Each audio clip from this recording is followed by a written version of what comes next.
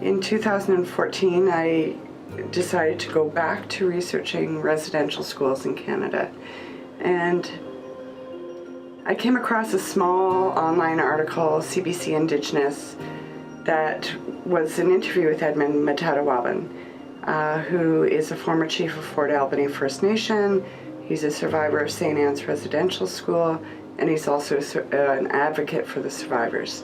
So in that article, there was information that I had known about the residential schools, about physical and sexual abuse of children. But there were two things in that article that I wasn't familiar with. And one is the fact that the Christian missionaries often forced the children to eat their own vomit. And the other was the fact that the Christian missionaries at St. Anne's Residential School constructed an electric chair in which to jolt the children. So sometimes the children were jolted for the amusement of onlookers, such as bishops, priests, nuns, the Royal Canadian Air Force. Other times the children were jolted because they were being punished, and often the chair just being there was an instrument to instill fear in the children at St. Anne's. So in reading that article, I wondered why this wasn't front page news all across Canada, why it wasn't being covered every single day in the media, why there seemed to be no outcry from Amnesty International or the United Nations, and most particularly why the Canadian government hadn't called for a public inquiry into the use of the electric chair on children. So from there, I knew that, this story had to get out there. It needs to be well known publicly. It needs to travel the world. People need to understand that horrific things happen to Indigenous children in Canada.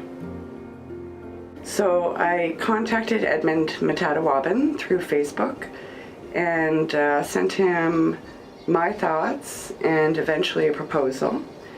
And our conversations really began after that. So as you can imagine, I had a million questions for him. So he was open to answering any and all of my questions. I did a whole lot of research on residential schools and as much as I could on St. Anne's Residential School. And then in speaking with him, we decided that, yes, this film is one that needs to be made so that the St. Anne survivors can get their stories out to the world. If I really wanted to get to the heart of the stories, we really needed to go to the community. Ended up getting a $10,000 donation for travel funding through the university that I was attending at the time, which it didn't cover all the costs to travel to Fort Albany First Nation with a crew, but it covered just a little over half of that. So we ended up in Fort Albany First Nation. I went there not knowing whether the crew and I would be able to stay in the community, because Edmund made it really clear, as much as you and I have spoken and had lots of conversations, unless you sit down with the chief and the chief gives you his blessing to move freely through the community and speak with community members, we don't know if you can stay.